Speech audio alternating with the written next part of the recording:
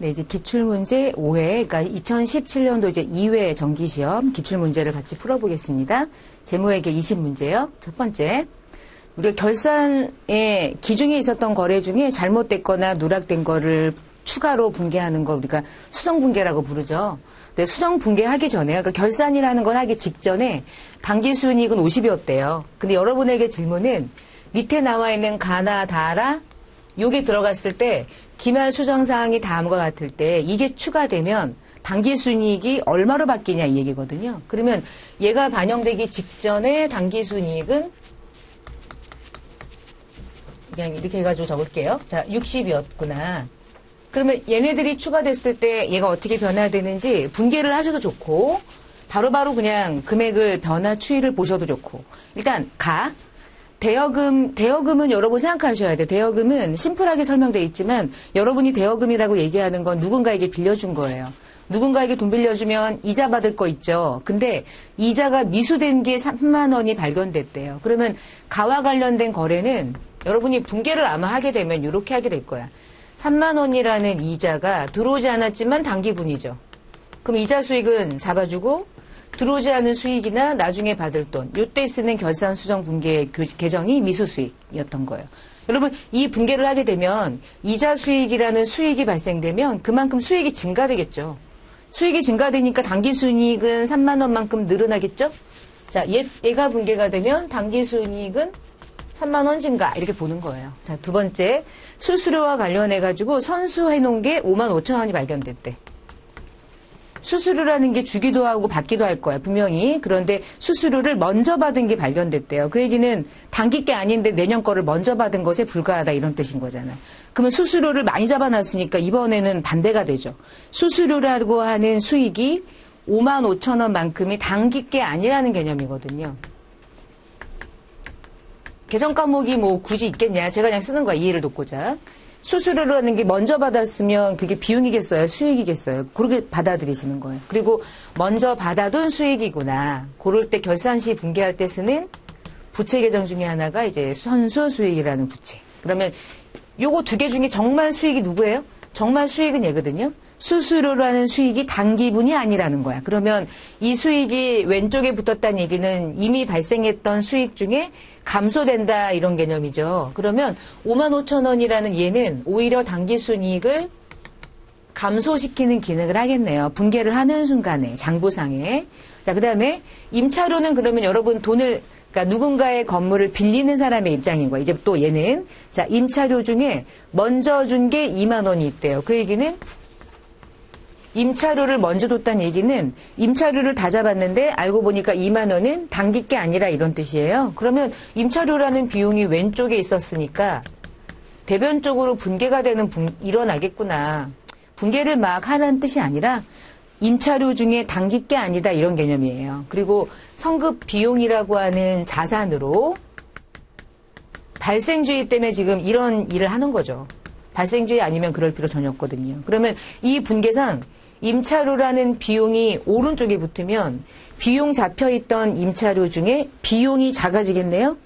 비용이 작아지면 당기순이익은 어떻게 될까요?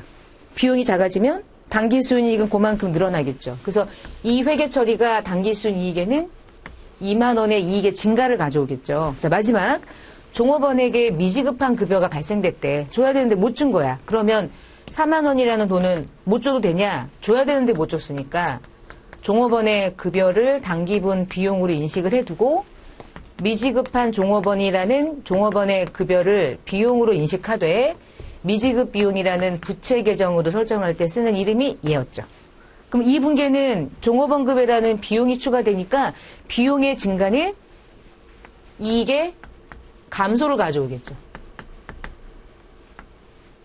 그래서 결산을 이 네 가지 케이스로 증가 감소 각각 이제 일으키면 여기에서 얘 늘키고 얘 까고 얘 늘키고 얘 까고 그러면 결산 수정 무게가 다 들어간 이후에 수정 후 당기순이익이 산출되겠죠. 당기순이익 계산하시면 55만 5천 원 이렇게 나올 거예요. 플러스 마이너스는 여러분이 한번 해보시고 그래서 분계는 제가 뭐 화면으로 여러분에게 이제 설명을 해드릴 수 있는 최대한의 분계를 같이 보여드린 것 뿐인데 분계를 다 알지 않아도 사실 상관은 없어요. 여러분이 직관적으로 문제를 푸셔도 전혀 문제는 없으니까. 자, 두 번째 문제.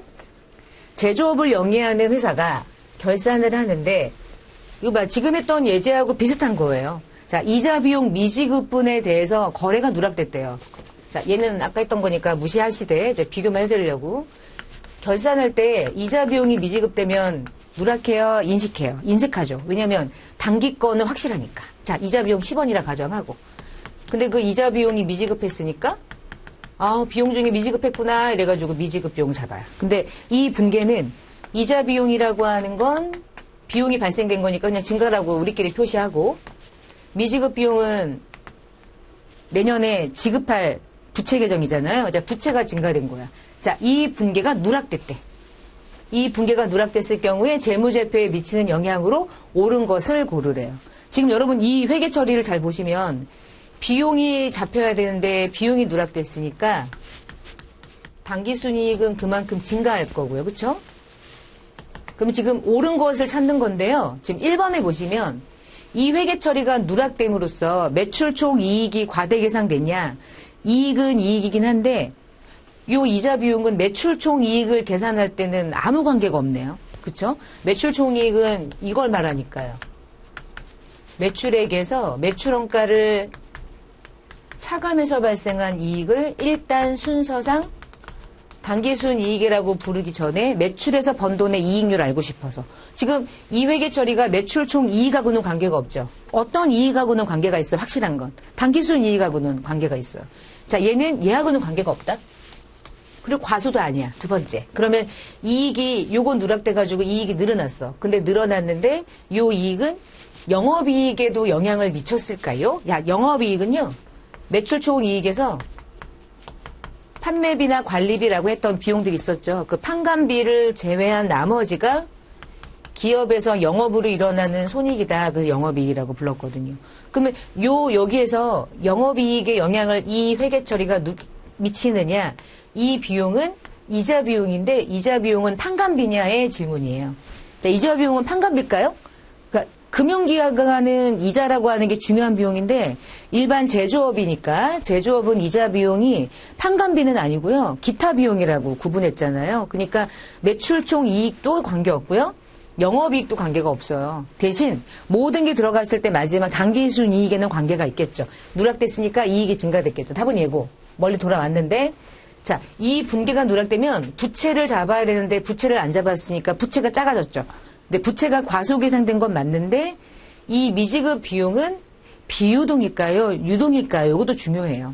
근데 장기가 아니잖아요. 내년에 지급할 개념이니까. 그러니까 무조건 유동이기 때문에 요 회계 처리가 얘가 누락됐다고 그래서 부채가 과소계산된 건 맞는데 비유동은 아니에요. 그냥 유동부채. 그래서 합이 4번 이렇게 잡혔어요. 그래서 손익계산서에 대한 구조를 조금 알았을 때 이 문제를 조금 더 쉽게 풀 수도 있겠어요. 그러니까 그렇게 문제를 한번 풀어보시고 순서도 좀 기억하시고 영업이익 중에서 이제 기타 수익하고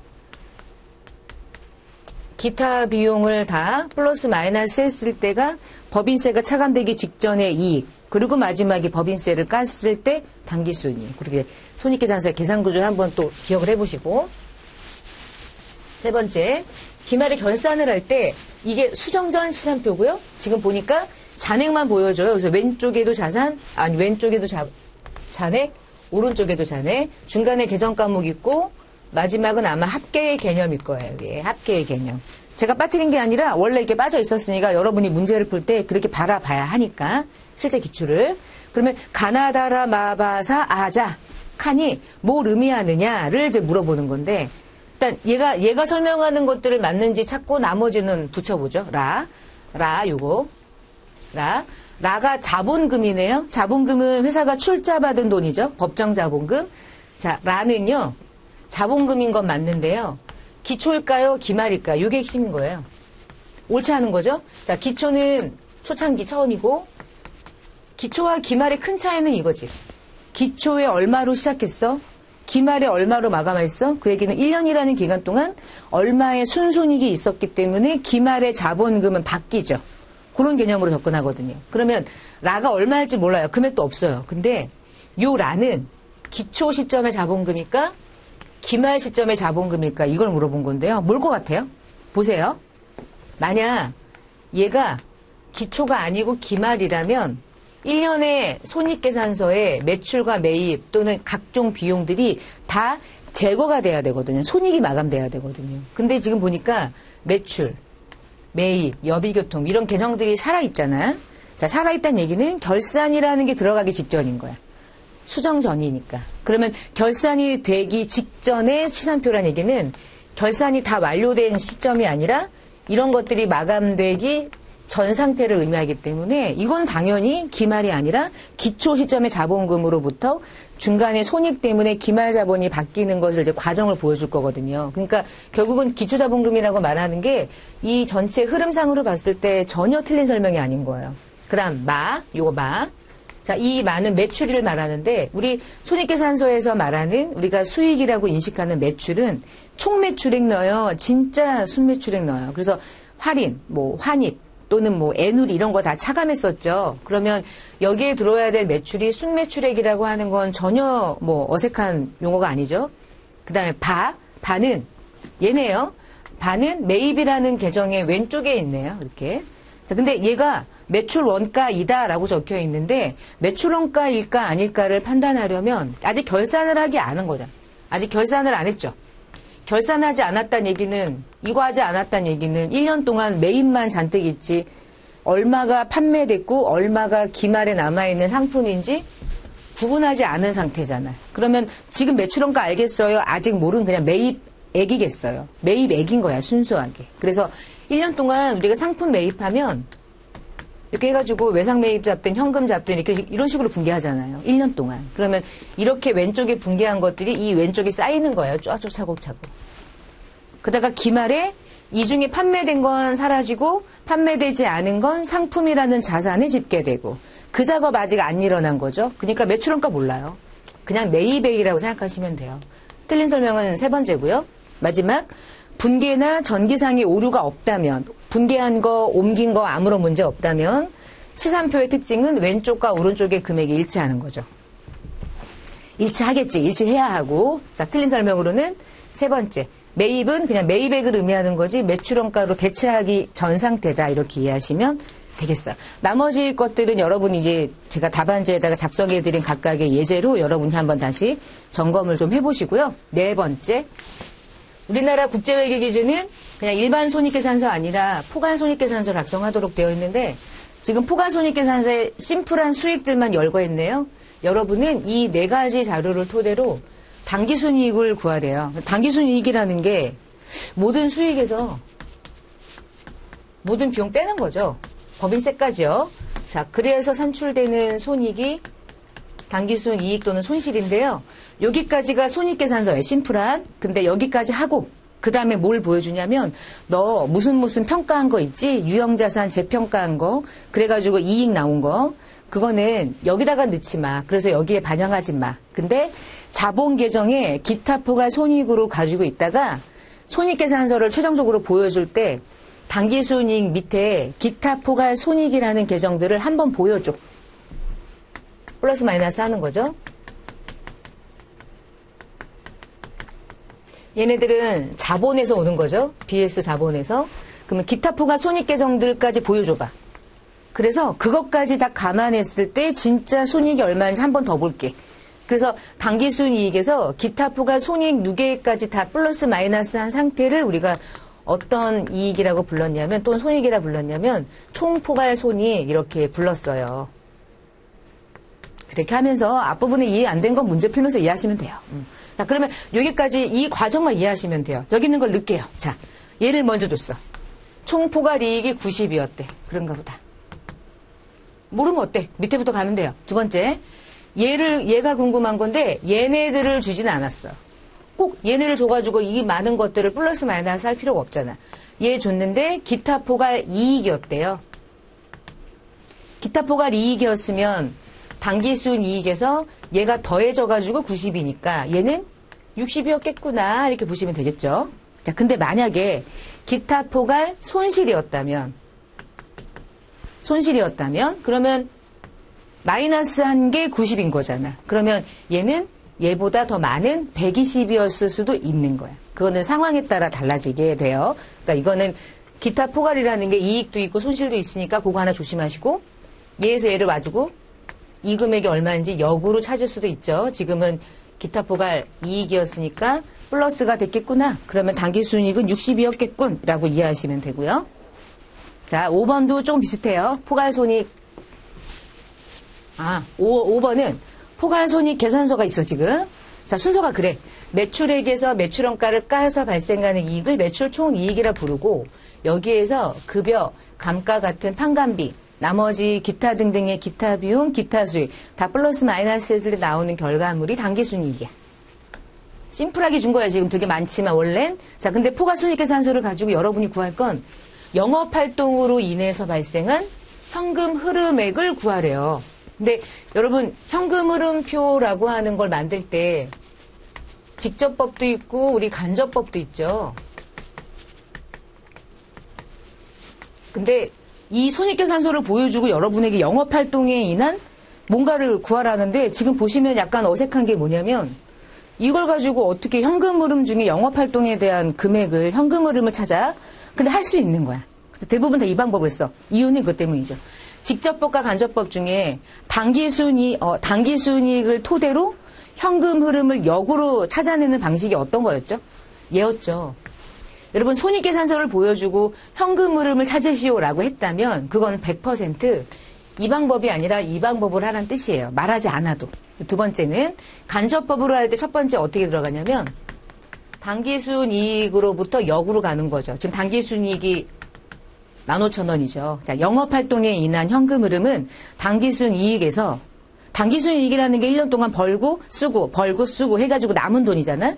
근데 생각해보면 벌고 쓰고 해가지고 남은 돈이긴 한데 그 벌고 쓰고 중에 현금의 흐름이 아닌 것도 있겠죠. 그럼 이렇게 생각하는 거야. 한 90개는 100개 중에 90개는 현금으로 들어와가지고 팔고 현금으로 나가고 사고 이랬겠지. 개념을 그냥. 자, 급여는 현금으로 줬을까요? 현금으로 안 줬을까요? 어음으로 줬을까요? 그렇진 않았겠죠. 그러니까 급여도 현금으로 줬겠지. 근데 중요한 건 이거야. 간접법에 의해서 현금 흐름을 역으로 갈 때는 네가 지금 당기순이익이 15,000원이지? 그러면 당기순이익 중에 현금의 흐름이 없었던 비용이나 수익만 제거해. 그러면 나머지가 현금의 흐름만 딱 남겠지. 엑기스만.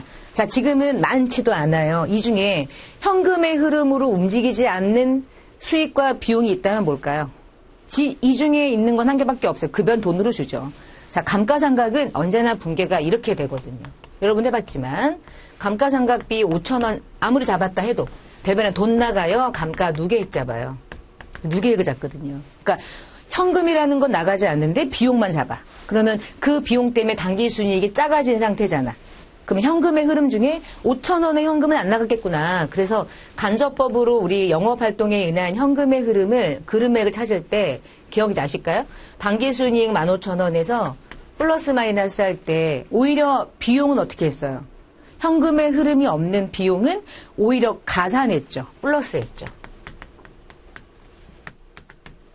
현금의 흐름이 없는 수익은 들어가 있네. 그럼 빼야지 이래가지고 뺐었죠. 지금은 하나밖에 없거든요. 감값밖에. 그럼 결국은 당기순이익 15,000원 중에 현금의 흐름이 일어나지 않았던 감가는 오히려 업하면 현금 흐름으로 일어난 금액으로 2만 원 이런 식으로 현금 흐름액을 추정할 수 있거든요. 그러니까 당기순이익을 가지고 역으로 찾아가는 방식이에요. 그래서 이러한 유형이 아마 여러분 시험에 자주 등장할 거예요. 그러니까 차감 계정, 플러스 계정의 차이는 간접법에 의한 당기순이익으로부터 플러스 마이너스 하는 경우에는 현금의 유출이나 현금의 유입이 없었던 비용들은 오히려 빠져 있으니까 업하고 수익들은 오히려 업되어 있으니까 차감하는 방식으로 조정한다고 생각하시면 되겠습니다. 네, 6번에 이 기출은 손익계산서를 가지고 문제가 되게 많이 나왔었네요. 제가 지금 기출을 수정하지 않고 푸는 거잖아요. 똑같이 6번 포괄손익계산서에 표시가 되는 당기순이익을 구르래요. 당기순이익 지금 보니까 온갖 수익과 온갖 비용을 차감하면 되죠. 당기순이익. 단 기타 포괄은 마지막에 달라붙는 거죠. 그래서 마지막에 기타 포괄을 달라붙고 그래서 발생하는 게 총 포괄인데 지금은 여기까지 안 가는 거예요. 지금 자, 요까지 구하는 거죠. 자, 수익, 요건 수익이죠? 매출원가는 비용으로 들어가면 되겠죠? 자, 물류원가는 운반비 같은 거니까 비용 잡으면 되고요. 관리비도 비용이죠. 금융원가는 이자 비용 같은 거예요. 금융기관에 지급하는 각종 원가 개념의 비용. 근데 그러면 수익 100만 원 중에 요 4개는 다 마이너스 다 까면 되거든요. 근데 마지막 손실인데 무슨 손실이냐면 처분 손실 아니고 매도가능증권 평가 손실이네. 저 매도가능증권은 지금 여러분이 시험 보는 시점에는 이 이름 말고 다른 이름으로 돼 있는 거예요. 기타 포괄 손익. 금융자산인 거야. 기타 포괄 손익. 그러면 얘는 기타 포괄이잖아. 여기에 붙는 거죠. 그러니까 자본 계정이니까 손실로 끝나지만 당기 순이익에 반영되는 손익이 아니죠. 그래서 여러분 이 문제를 풀 때 주의사항은 얘는 넣지 않는다가 관건이에요. 그러니까 우리 기타 포괄 계정이 왠지 끝에는 손실, 이익으로 끝나지만 당기 순이익에는 전혀 반영되지 않는 항목들이니까 만약에 이 문제에서 총 포괄 이익 구하시오 그러면은 얘도 빼면 돼요. 왜냐면 이 밑에 달라붙는 거니까. 그래서 총 포괄 이익까지 갈 수 있고요. 그건 여러분이 계산해서 답을 한번 찾아보시고. 자, 7번. 액면가액 10만 원짜리였던 전환사채가 사채 중에요. 일반 사채는 사채를 발행했다가 만기가 되면 갚을게 이런 거고요. 전환사채는 처음에 사채를 발행했다가 기간이 되면 사채를 바꿔주는 거야. 뭘로 바꿔주냐면 주식으로. 그러면은 사채는 내가 갚을게라고 발행하면 1년 일정 기간 동안 이자를 주다가 사채가 주식으로 전환되면 여러분이 만약에 그거 가지고 있으면 뭐가 좋냐면 주주가 되는 거예요. 대신 이자는 안 받되 그 회사에 엄청난 지분을 갖게 되니까 주가가 오르면 엄청난 차익을 먹을 수 있거든요. 그런 사채예요. 근데 10만 원에 보통주로 전환했대요. 생각해 보세요. 기업의 입장에서 그러면 이 거래가 분개를 하시면 결국은 이거예요. 사채가 있었겠죠? 사채가 감소가 되면서 돈 나가요. 주식으로 줬어요. 주식으로 줬으니까 자본금이라고 하는 계정으로 지네끼리 왔다 갔다 대체가 되는 거예요. 유가증권끼리. 갚아야 되는데 갚지 않고 지분으로 교체하는 거죠. 예를 들면 자, 이 분개를 생각하시면 돼요. 제가 기출문제 한 5, 6년치를 계속 한번 봤더니 전환사채에 대한 예제는 뭐 이런 형식 한번. 그러니까 많이 나오지는 않아요. 근데 어쨌거나 최신 기출에 나왔었기 때문에 이해를 하고 가는 게 좋아요. 근데 이렇게 길게 얘기했는데 이렇게 했을 때 이 기업 활동이 현금 흐름표에 어떻게 표시되냐요. 현금 흐름의 변화가 있는지 없는지 보시면 돼요. 제가 분개한 이유는 그것 때문이에요. 아무런 변화가 없죠. 뭐 할인, 할증 이런 말도 없어요. 그렇죠? 그러면 얘가 사라지고 일로 간 것뿐이잖아. 그럼 현금 흐름의 변화가 있나요? 없어요. 근데 사채하고 주식은 둘 다 어느 활동이에요? 다 재무활동이잖아. 근데 재무활동에 변화가 없기 때문에 갚은 것도 아니고 들어온 것도 아무것도 없어요. 현금 들어왔나? 안 들어왔어. 이게 비현금 거래. 그러면 현금 거래 안 들어왔으니까 나만 알고 공시 안 하나 해야지. 이런 걸 보여주는 정보가 주석.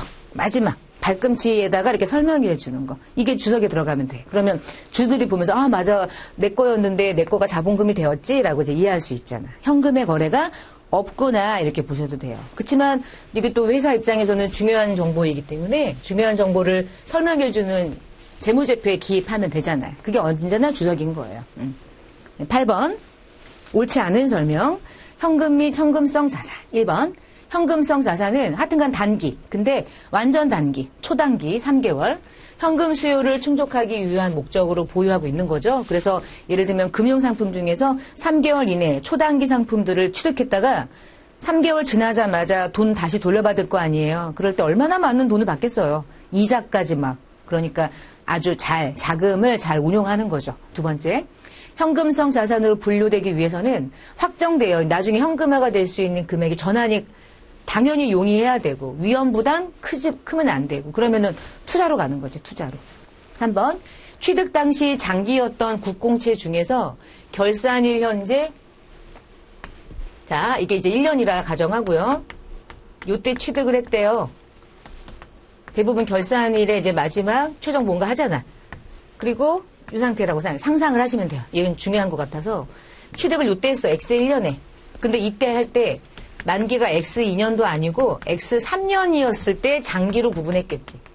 그 얘기예요. 취득 당시 장기로 분류했던 국공채 중에 가다 보니까 가지고 있었겠죠? 자, 결산일이 됐대요. 결산일 현재 만기가 3개월 이내에 국공채가 됐대요. 그럴 수 있을까요? 그럴 수 있겠지. 왜냐면 이때는 아닌데 요때 그럴 수 있잖아. 요때. X 2년도 결산할 때 취득하는 당시에는 장기였다?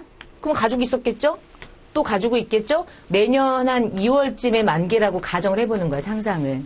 그럼 여러분 회사는 결산하는 시점에 내년의 만기가 3개월 이내에 도래하는 것들을 현금성 자산으로 분류하는 게 맞아요? 재분류가 가능한가요? 그렇진 않아요. 그럼 현금성 자산은 언제만 인식합니까? 3개월이긴 맞아요. 근데 언제로부터 3개월이 중요할까요? 결산일부터? 그렇게 하면 다 현금성 자산 되지, 언제나. 어떤 것만 되냐면 취득하자마자 3개월일 때. 그래서 만약에 요때 취득했는데 3개월 이내가 만기야. 그럴 때만 현금성 자산. 그래서 취득 당시로부터가 핵심이에요. 그래서 4번이 정확한 설명이에요. 상환일이 정해져 있고요. 취득일로부터 상환일까지의 기간이 딱 3개월 이내일 때. 그리고 보통주는 인식할 수 없죠. 언제 팔지 모르기 때문에 투자가 아니니까. 우선주인 경우까지 포함해서 현금성 자산으로 처리한다. 정확한 설명은 4번이고 여러분은 틀린 설명이 3번이고 답이긴 한데 왜 틀렸는지를 4번 지문하고 비교해서 여러분이 이해하시면 좋겠습니다. 자, 9번.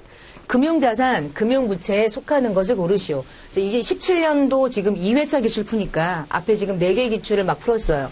풀다 보니까 금융자산, 금융부채 좀 정의가 내려지죠. 이렇게 골라내는 거 정말 많이 나오거든요. 그래서 계약상의 의무나 계약상의 권리. 근데 보니까 얘만 완벽한 금융자산 또는 금융부채인 것 같아요. 1번이 왜 아닐까요? 1번 누구 때문에? 미지급 비용은 금융부채인 거 맞아요. 근데 선급금이 아니지. 재고자산? 말도 안 되지. 선수수익? 얘도 말도 안 되지. 선수금? 이거 안 되지. 미수금은 되는 거지만. 그러니까 되는 거 안 되는 거를 잘 구분하면서 요 문제들이 차곡차곡 쌓여서 여러분이 문제를 좀 더 빨리빨리 정확하게 풀 수 있게 늘 얘만 나오는 건 아니니까 다양한 자산과 다양한 부채를 질문하니까. 자, 10번. 또 금융자산 설명하는 거예요. 옳지 않은 설명. 통화는 여러분이 가지고 있는 한국은행권이라고 생각하면 되고 통화증권은 각종 수표, 현금 맞죠? 단기손익 금융자산의 평가손익은 단기손익으로 인식을 했고요. 그게 이제 1년 안에 매각하기로 약속된 단기매매 계정의 유가증권. 3번. 단기손익 인식하는 그 금융자산은 취득 시점의 재비용은 취득원가에 포함한다. 요거 늘 나오는 것 같아. 그쵸? 우리 단기손익 금융자산은 기타 포괄 손익 금융자산하고 상각 후 원가 측정 금융자산하고 비교할 때 단기손익 금융자산만 유일하게 취득 시 부대 비용으로 처리했죠. 수수료 비용으로. 얘네들은 언제나 취득원가에 포함했었고. 그러니까 내년에 바로 매각이 될 거라고 예상되는 단기손익 금융자산만 그냥 바로바로 즉시 단기 비용으로 취득 시 재비용을 떨었어요. 그러니까 이 유형의 문제는 정말 아주 끝까지 많이 나오는 유형이니까 주의하셔서 정리를 잘 해주시고. 4번째, 거래 상대방에게 현금 등을 수취할 권리, 계약상의 권리. 아주 정확한 금융자산의 정의라고 생각하시면 되겠고. 11번, 회계 처리 결과가 재무제표의 매출 채권을 증가시키는 것으로 짝지어진 거. 지금 보니까 매출 채권이라고 하는 계정이 몇 개 있었냐면요. 외상매출금이라는 계정도 매출 채권이고 바드럼이라는 계정도 매출 채권이죠. 이 두 개를 묶어서 매출 채권이라고 불렀어요. 그쵸? 자, 그럼 1번. 타인이 발행한 약속어음을 수취했대요. 그리고 근데 그 어음이 부도가 났대. 그럼 어음이 부도가 나면 타인 발행이 발행했던 바드럼은 가지고 있다가 부도가 났으니까 그 자체가 증가되진 않겠죠. 오히려 그냥 그 자체 유지만 하는 거죠. 부도가 났으니까 자산으로 기록만 한다 그랬잖아. 2번째, 외상매출금에 해당하는 실제 대손 처리가 일어났대요. 그래서 외상매출금 실제 대손이 발생하면 외상매출금이 사라지죠. 그리고 약속어음을 배서양도하죠. 약속어음 배서는 어음을 받아두었다가 상대방에게 줘버리는 거잖아요. 둘 다 감소네? 바드럼이 사라져버리게 되니까 둘 다 어쨌거나 외상매출금 바드럼이 증가되는 케이스가 존재하지를 않죠. 지금 보니까. 그 다음 3번째, 약속어음 대금을 회수했는데 약속어음을 다시 할인 양도했대요. 그러면 받았다가 다시 할인했으니까 다시 없어져 버려야 돼. 매각이 된 상태가 되는 거죠. 동일하게. 근데 4번 매출 채권 2개 중에 어떤 하나든 2개든 증가가 되는 케이스를 물어봤는데 4번 재화를 외상으로 팔았대요. 그러면 매출이 일어났겠죠. 그리고 외상 매출금이 증가했겠죠. 근데 이 거래 연장이 아니라 약속어음을 또 수취했대. 이 중에 일부를 받았든 또 다른 거래로 받았든 약속어음을 받으면 받으러움이 증가하잖아. 그러면 이거를 다시 받으러움으로 회수했든 안 했든 어쨌거나 하나든 2개든 증가되는 건 확실한 게 하나 있죠. 그래서 이렇게 매출 채권 자체가 어떠한 과목이었지 그걸 잘 기억해서 문제에다가 접근을 하시면 좋겠고 12번에 외상매입금이 전기 2월액으로 맞는 거 외상매입금은 부채니까요. 전기 2월이라는 금액이 이제 오른쪽에 붙는 거예요. 그러면 나머지 금액들을 넣다 보면 만들어지겠죠. 합계는 일단 400이고 그러면 밑에 있는 2개의 거래를 여기다 넣어봅시다. 3월 1일에 외상대금 중에서 100만 원은 현금으로 결제했대. 그 얘기는 현금이 나갔고 현금이 나간 이유는 외상대금을 결제했대. 외상매입금을 결제했다는 얘기죠.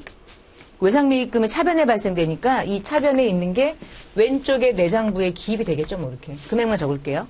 2번째 6월 5일에 상품 200만 원을 외상으로 구입하고 운송비 2만 원은 현금으로 결제했대요.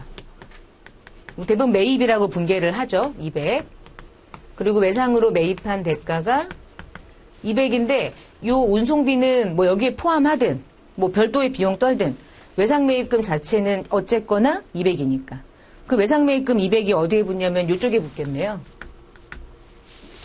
답이 나온 거예요. 그러면 400 중에 얘 제한 나머지는 원래 있었던 외상매입금이겠지. 이번 연도에 외상매입금이 발생된 건 얘. 그 전에 원래 있었던 건 얘. 얘 답은 200. 답이 이제 어떻게 찾았는지 보신 거고 만약에 이 문제에서 외상매입금에 해당하는 100만 원은 결제했죠. 그러면 이번 연도에 외상매입금 결제 못하고 내년으로 넘기는 외상매입금 잔액은 얼마예요? 400에서 100을 제한 300. 그 300이 차월 2월 또는 차기 2월 이런 식으로 넘어가는 거예요. 그것까지 물어볼 수도 있어요. 여러분에게. 그러니까 그건 잘 문제 중에 어떤 형태로 나올지 문제는 늘 다양하니까 그 다양한 경우의 수를 잘 이해하시는 게 중요할 것 같아요. 13번에 상품 100만 원을 물건을 팔고 그럼 매출? 대금은 신용카드 결제. 여러분 신용카드 결제는 그냥 외상 매출금이잖아. 고민하실 필요가 없고 14번 이게 여러분 전산회계 운용사 2급에 적합한 문제는 아니지만 그래도 여러분이 좀 알고는 있어야 되니까 일단 한번 문제를 보시면 X1년도 1월 1일에 보유하고 있었던 투자부동산으로 가지고 있는 토지가 장부상에 있는 금액이 30만 원짜리를 50에 팔았대요. 그럼 이게 낫겠죠? 자, 여기까지는 그냥 읽는 거예요. 자, 처분 대가 중에 50만 원에 처분을 했는데 이 중에 20만 원은 바로 이제 받았대. 받음. 30만 원은 나머지 금액 30만 원 있죠? 요 나머지 30만 원은 X1년부터 해가지고 매년 12월 말에 10만 원씩을 분할상환하기로 했대요. 3년 동안. 자, 이게 문제인 거야. 이게 여기까지. 문제점만 인식하면 돼요. 그러면 30만 원을 여러분이 상상해 보세요. 30만 원이라는 거는 미수금이죠. 근데 무슨 미수금이에요? 내년에 다 받아요. 3년 동안 받아요. 그러니까 장기 미수금인 거예요. 이게. 이제 궁금한 거예요. 그러면 3년 동안 분할해서 받으니까 이 30만 원이라는 돈이 정말 3년이라는 기간 동안 쪼개받는 가치는 얼마일까? 30만 원 다 받는 거예요. 결국은 이자까지 포함해 30이지 사실은 실제로 받는 대가는 30이 아닐 수 있죠. 그렇죠? 3년 뒤에 받는 30, 지금의 30은 다르니까. 현재 가치가 다르니까. 그래서 질문이 이거야. 너 이거 30만 원 30 아니야. 실제 30만 원의 금액을 찾아. 근데 어느 시점 걸 찾냐면 X1년 말에. 그럼 지금 우리는 이렇게 보면 이게 이제 X1년이라고 가정하면 X1년에 30만 원이라고 하는 대가를 현재 가치로 이제 환산한 다음에 1년이라는 기간이 경과되는 X1년도 말에 얼마로 바뀌어 있을까? 요걸 찾으라는 거거든요. 그러면 30만 원은 한 방에 30이에요. 1년 이래가지고 30이에요. 10 이래가지고. 그쵸? 10 30이죠. 그쵸? 그러면 30만 원이라는 금액은 어떤 식으로 인식하냐. 연금 현가계수만 줬으니까 여러분에게 사실 고민할 게 없는 게 일단 바로 곱해요. 근데 어떻게 곱하냐면 30만 원에 2.4868의 금액이 아니라 10에 2.4868이야. 그러면은 10만 원씩 연금으로 받는 금액은 현재 가치로 이제 환산하는 거죠. 248680. 그러면 248680은 어느 시점에 장부가액 또는 현재 가치라고 인식하냐면 요 시점, X1년도 초. 일단 한 푼도 들어오지 않은 상태. 자, 그러면 이 금액이 시간이 지나면 어떻게 될까요? 조금씩 증가 이렇게 되겠죠. 그래도 30이라는 금액으로 움직이는 과정을 보겠죠. 그러면 248680이 1년이라는 기간 동안 상각 과정을 통해서 X1년도 말에 얼마로 바뀔지 알려면 유효이자율을 또 적용하는 거야. 이제 골치 아프죠. 그러면 유효이자율을 어떻게 가냐면 현재 발행된 가액에 또는 현재 가액에 유효이자율이 현재 10%구나. 10%면은 24868. 자, 그럼 이렇게 24868이라고 하는 금액이 여러분에게 산출되면 그 금액이 이제 어떤 의미를 갖냐면 제가 바로 뒤에다가 여러분에게 화면을 보여드릴 거고 그 금액이 유효이자율에 의해 상각되어 가는 과정의 금액인 거예요. 그러면 24868을 원래 기존에 있는 금액이 업이 되겠죠? 일단 금액을 업하시면 토탈 제가 계산기를 일단 제가 먼저 두들겨 놨으니까 273 548 현재 여기 현재 근데 보세요 273 548이라고 하는 현재 가치가 환산되면 현재 그 장부가액이 다 남아있을까요? 1년이라는 기간 동안 10만 원 지금 하나 회수됐을까요? 회수됐겠죠. 매년 말에 10만 원씩을 분할해서 받는다고 하니까. 그래서 이 금액이 회수가 되지 않으면 이 상태로 있겠지만 이 중에 10만 원은 회수가 됐거든요. 그럼 현재 남아있는 장부상의 가액은 173548이라고 하는 금액으로 장부상의 가액이 바뀌어 있겠죠. 그래서 근사한 금액을 찾으라고 했던 게 딱 떨어지지 않으니까 얘 올려서 173,550원으로 이제 문제를 낸 건데 약간 어려울 수는 있는데 여러분에게 과정을 보여드리려고 일단 한번 해본 거예요. 그래서 여러분 그 답안지 정답이나 해설지에 보시면 얘를 정확하게 뭐 회계 처리하거나까지는 그렇게 깊이 있게 다 이해하거나 외우지 않아도 괜찮은데 뭐 과정이 그렇다는 거예요. 이 현재 장부가액에 유효이자율이 적용된 금액이 현재 가치인데 그 상태를 평가하는 것이 아니라 그중에 10만 원이 회수가 된 이후에 현 장부가액 이 과정을 찾는 거예요. 그러니까 이 정도 아주 심플하게 나오진 않고 좀 어려울 수 있는데 여러분이 알고 가야 될 것 같아서 한번 해봤고요. 15번에 자 건물을 지어야 되는데 막 자본화해야 될 차입원가는 이자 같은 거죠. 그리고 건물에 취득세를 냈대요. 다 더한 게 원가죠. 뭐 이건 여러분이 고민하실 필요가 없고 답은 다 더한 거 775만 원이 다 취득 원가가 되니까 뭐 그렇게 이해를 하시면 될 것 같고 그다음에 16번에 상품의 순매입액을 구해라. 상품의 순매입액이라는 게 뭐 지금 10만 원을 100개를 1,000원에 외상으로 매입할 때 10만 원에 매입할 때 매입시 운임은 언제나 원가에 포함하니까 현재 11만 원. 근데 이 중에 결제하면서 5,000원만큼 할인받았대. 그 매입 할인은 차감 계정이죠. 그 답이 10만 5천 원 이렇게 가시면 되겠죠. 뭐 어렵지. 이 정도의 문제는 방금 전에 했던 문제하고 비교했을 때 그리 어렵지가 않을 거고. 자, 17번 문제가 방금 전에 장기미수금 얘기했던 거랑 비슷해요. 난이도가 약간 있어요. 그래서 제가 17의 요 기출문제를 쭉 보니까 현재 가치에 대한 문제하고 손익계산서에 대한 문제가 집중적으로 나왔던 거라 약간 다른 기출하고 조금 차이가 조금 시간이 걸릴 수도 있는 거예요. 17번도 어쨌거나 전산회계 운용사 2급의 수준에 맞는 문제는 아니고 좀 어려운 문제이긴 한데 그래서 시중 교재에서는 이제 대부분은 뭐 공부하지 마시오. 얘는 학습하지 마시오 그러는데 학습 안 해도 돼요. 안 해도 되는데 푸는 방법은 알아야 되니까. 자, 일단 한번 같이 볼게요. 12월 말 결산일 사채권면의 발행일이 X1년도 초인 사채를 실제 발행은 3월 초에 했대요. 발행일의 시장률이 연 7%, 사채 발행비를 포함한 유효 이자율은 8%, 그리고 사채 액면 이자율은 6%, 액면가액은 10만 원, 매년 말 이자를 준대요. 만기 2년의 조건으로 발행됐대요. 자, 질문은 이거야. X1년도 3월에 사채를 발행한 가액은 얼마인가가 질문인데, 질문은 사채 발행가액을 어떻게 만들었는지 18번 예제를 풀고 다시 올게요. 사채를 발행할 때 설명한 것 중에서 옳지 않은 것을 고르시오. 사채를 발행할 때 이렇게 하죠. 만기가 됐을 때 사채 발행에 사채 원금의 현재 가치하고 표시 이자액, 내가 지급하기로 약속한 표시 이자액의 현재 가치를 합산한 금액이 사채를 발행하는 가액이죠. 그 얘기하려고요. 그러면 1번은 정확한 설명이죠. 옳지 않은 거 예를 먼저 풀고 17번 가려고요. 자, 할인 발행하고 할증 발행 중에 할인 발행하고 이 할인 발행은 표시 이자의 합계액이랑 유효이자 합계 중에 누가 훨씬 커요? 실제로 유효이자 합계가 훨씬 컸죠. 그러니까 할인, 할증 참 많이 물어보는 편이에요. 얘가 틀렸고. 답이 2번이네요. 그럼 할증은 내가 준다고 약속한 이자보다 시장 이자율이 낮죠. 내가 높아. 내가 표시한 이자가. 그래서 할증이지.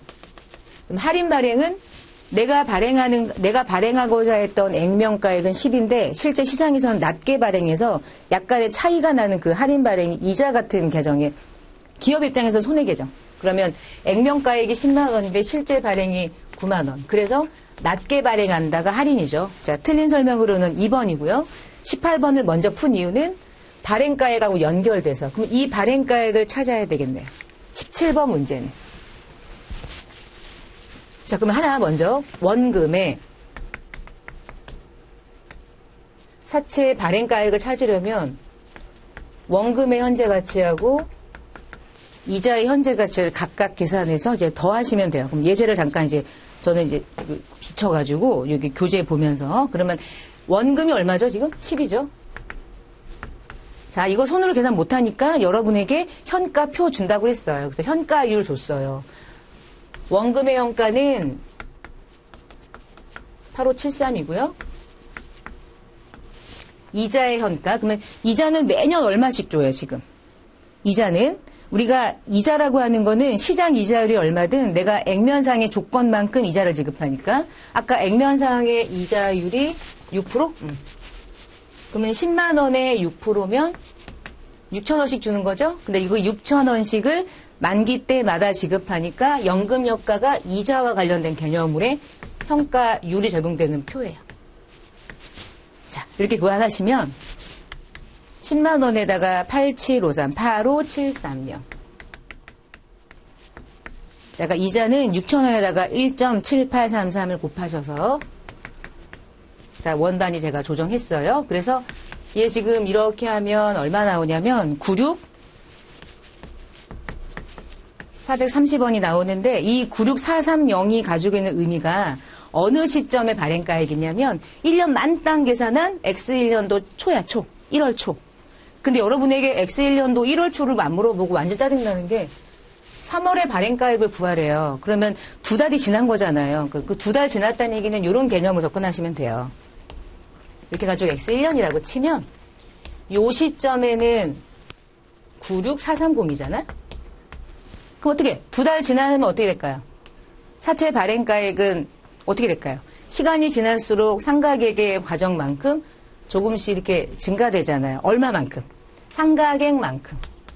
상가객을 찾아가지고 업시키면 되는 거예요. 그러면 상가객을 찾는 거죠. 어렵지 않아요. 그러면 두 번째 우리는 어떻게 찾냐? 자, 이 금액 중에 사실은 1년, 그러니까 2달이라는 기간이 경과됐을 때 우리가 움직이는 건 결국은 사채 원래 발행가액. 요 금액에서 움직이는 상가객을 찾는 거니까 우리 96,430원이라고 하는 게 초시점이죠. 자, 이 초시점에서 이자율은 액면 이자율 적용해요. 실제 시장 이자율, 유효 이자율 적용해요. 유효 이자율 적용하는 거죠. 내가 실제로 인식할 이자는 유효 이자니까. 그래서 제가 미리 곱해놨는데, 근데 이거 곱한 금액은 8%니까 연 8%잖아요. 연. 근데 우리는 몇 달치만 생각하면 돼요. 딱 2달치. 그래서 딱 2달치로 안 분하는 거예요. 바로 하지 말고 12개월 분이잖아. 연이자니까. 근데 우리가 또 2달만 생각을 할 거야. 현재 얘가 얼마인지를 찾는 게 우리의 목적이거든. 그러면 이 중에 2달분에 해당하는 금액이 실제 사채, 그러니까 상각에 대한 전체 금액, 상각 이익 금액 곱하면은 1286. 1286. 그러면 1286 중에 우리가 요 2달이라는 기간 동안 실제로 줘야 될 이자 있죠, 이자. 자, 6,000원 중에 1년 동안 지급해야 될 토탈 6,000원 중에 몇 개월분이 같이 이제 상각이 되면 되겠어요. 딱 2달치. 6,000원 중에 딱 2달치 계산하면 1,000원 나올 거야, 아마. 우리 그래서 우리가 그 사채 1년이 경과됐을 때 장부가액이 어떻게 움직이고 상가액이 어떻게 움직이고 이런 문제를 풀 때 현재 이자와 그리고 실제 이자의 차이 나는 금액이 상가액에 해당하는 또 환입 또는 상가액인데요. 이 차이 나는 금액인 286원만큼이 증액되는 거예요. 그래서 96430에 286원을 더하면 현재 시점의 사채는 요거 차이 나는 금액. 이 중에 요만큼 상각이 된 이후에 증가액은 96716이라는 3월 초 시점의 사채 발행가액. 그러니까 2달이라는 기간이 경과가 된 이후의 금액은 요 시점과 이 시점의 차이는 2달분에 해당하는 발행가액의 2달치 경과된 상각액의 차이겠구나라고 하는 거예요. 그래서 요 상각액을 구해서 업했을 때 나오는 금액이 현재 3월 초의 발행가액을 의미하는 거구나. X1년이었으면 심플하게 아까 했던 방식대로 요거를 마무리를 하시면 되고. 그래서 2달이라는 기간의 상각액까지 고려해야 해서 약간 난이도가 있었어요. 너무 좀 과하긴 한 거야. 그러니까 너무 어려우면 버리셔도 되는데 일단 어쨌거나 중요한 문제여서 같이 한번 풀어보았고요. 18번 아까 풀었죠. 자, 19번 금융자산에 대한 설명 중에서 옳지 않은 것을 고르시오.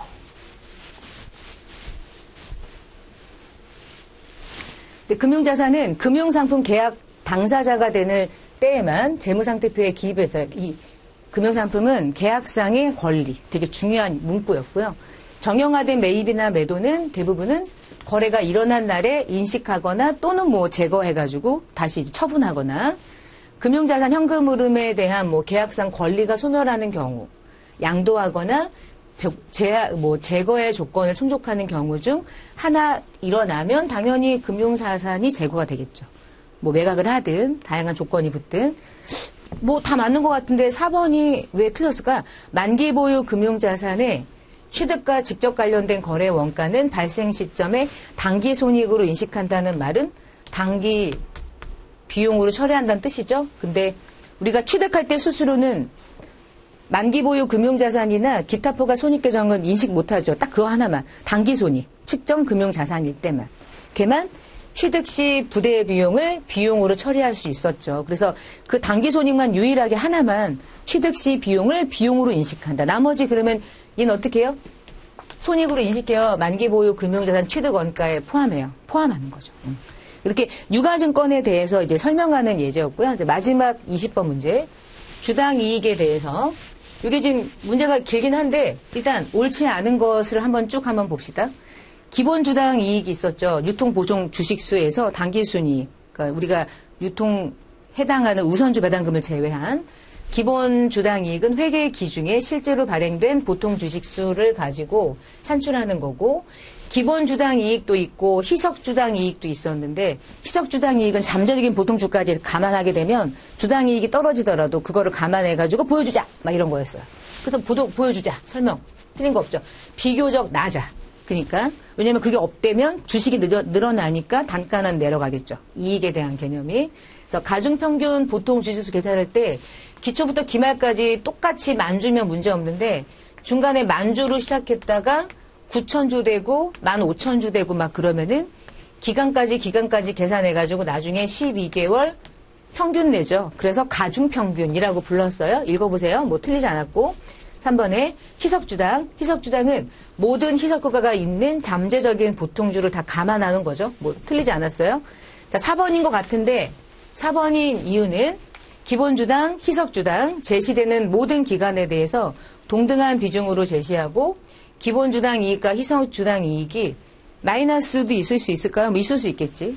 희석주당은 특히나 마이너스 일어날 수 있겠죠. 그러면 부에 해당하는 주당 손실은 표시하지 않는다는 안 되죠. 주당 이익이든 손실이든 표시는 하니까. 어디에다가? 손익계산서하고 주석에다가. 이게 손실이 날 수 있는 이유는 한계인 거예요. 만주가 주식인데 당기순 손실이면 그렇죠. 그럼 언제나 부에 손실이 발생하니까. 당연히 그럴 수 있고. 이익이 아닌 손실은 언제나 있을 수 있으니까. 자, 틀린 설명으로 네 번째 체크를 한번 해봤습니다. 자, 이번 회차의 기출문제 중에 재무회계는 난이도가 좀 있어요. 그리고 좀 복잡한 계산 문제도 좀 있었고, 그래서 두세 문제 반복하면서 문제를 암기하는 식으로 시험을 준비하셔도 나쁠 것 같지는 않고요. 다양한 케이스를 한번 시간 내서 한번 풀어보시고요. 자, 그럼 다음 시간에 뵙겠습니다. 감사합니다.